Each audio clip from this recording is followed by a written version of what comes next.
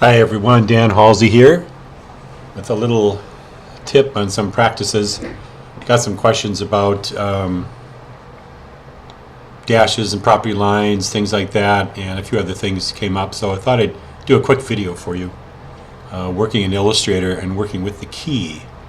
Now what you're looking at on this page right now is basically our plant list menu, the way it appears on a sheet or design. So when you open up the plant symbol library, this is actually where it's coming from. And it's where I like to put symbols and things. And lately what I've done is I'd added a little tractor here, a few other things that we've been working on, Warushka Kierkegaard, myself, on some projects. So these are now in the plant symbol library. Some elevations of some trees that I thought worked out fairly well. We did those from photographs. Little car shot, a little tractor, geodesic dome, nesting box. And by the way, the tractor and the car, this is a lawn tractor, not a big tractor. They're at 20 scale. So easily, so is the dome and a little house here. And there's also a little hoop house graphic down here too. But these are all now in the list. So you can find these and try to do tractor, comma, garden. Have a bigger tractor too, I may put that in there. There's a car, and we'll reorder these so they're in alphabetical order. But what I wanted to show you was working with a key and how working with a key makes it easier when you're doing your design. Now this is also in the symbol library, and you can drag this key onto your design and go up to the lines here and say break link to symbol. That's what that says. It says, let's see, you can bring this over a little bit. Click on the lines, break link to symbol is what I did. So now all of these things that were in the symbol are actually separate pieces now, as opposed to being in a symbol where they're just all one thing. So they're all separate. Now what's nice about that is each one of these lines is separate, each one of these patterns is, and the way the tools work in Illustrator is that the last thing you did, it remembers. So let's say we're doing the property line here. If I want to do the property line, I can click on that, grab even say my pencil tool, make a line, and it will remember that that's the last thing I did. If I say use the pen tool and go from point to point, it'll remember that too. If I made a line and then say wanted to be something else, you can use the identity tool, the eye tool, the eyedropper here, and if you click on the line, it'll make the one that you have highlighted that also. So if you forgot to use the tone or the type of line that you want, you can use the eyedropper with the letter I. And if you select a line that you want to change, then you just click on the thing that you want it to be, and it will change it into that, which is pretty sweet. So I use this a lot so that when I'm doing roads and paths, swales, things like that, even though the line itself might change in size and width, it might be from the pen tool or from the pencil.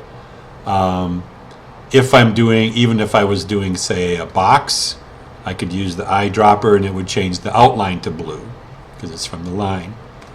So I can copy what's in my key to change it and be consistent. And that's really what we want to do is the design for my paths and my roads. So that's a paved road. If it was a dirt road, I'd probably change it to a brown. I can always just collect those. Here we see the septic line here. If this was a septic tank line or going out there, use the eyedropper, I could change that to purple. Same sort of deal. So that's how we use the key. You can see some things in here like water access, which might be arrow, a well, those kinds of things might be lines that you make. But anytime you use the key, you can basically copy either by clicking on what you're going to do and then make it that, or change it to something else using the eyedropper. And this is true for anything in your design. If you want to copy a characteristic or an attribute to a different shape, select the shape that you want to change and then click on the thing that you want it to be and it will change it to that. Pretty simple. So the other thing I wanted to show you going down here too with the key is that we have a couple of these roof lines. So this is your basic shed line, and has a little drop shadow on it, which you can change if you break the single symbol link. But remember that you can also change the size and shape of this shed to be whatever size shed you're working on. You can also rotate it. So it's kind of a nice little graphic to have, because it's just basically square. It's already got the two sides of the roof line on it, and you can basically size it over the house, the building, whatever you're working on, and then rotate it to fit, and you have your little roof line done. The only thing you might change because of the sun angles would be the shadow, and that's pretty easy to do in the attribute button.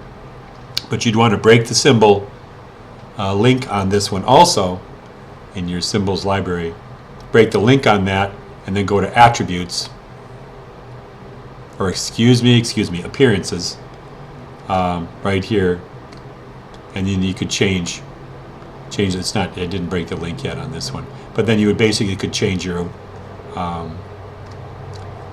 different shadow to go a different direction using those. That's the drop shadow tool. So on these trees, pretty much the same thing on that, because it is a symbol. Using the black cursor, you can change the shape of it depending upon what you're doing, and they're pretty malleable that way. The same thing with the hoop house. If your hoop house is a little wider, a little longer, you can just change the shape that way too. That's nice. Cars and things, these are at 20 scale, so if you bring those on, those are already at 20 scale and they'll fit right on. And it's kind of nice. You put a car in the driveway at 20 scale and you're working at 20 scale, it kind of gives you that sense of scale. Things kind of fit in that way. So there you go, working with the key, working some other things that we have on the list here. And hopefully you can get on these and working on this. When you open up these layers, this is our multi-layered list, the primary symbol library 2018. Open that up, all your symbols are here. Everything, of course, is in alphabetical order by excuse me, alphabetical order by the symbol's scientific name. Take care. Thanks for next time.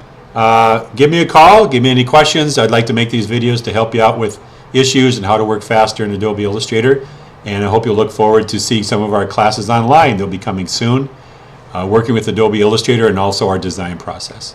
Take care.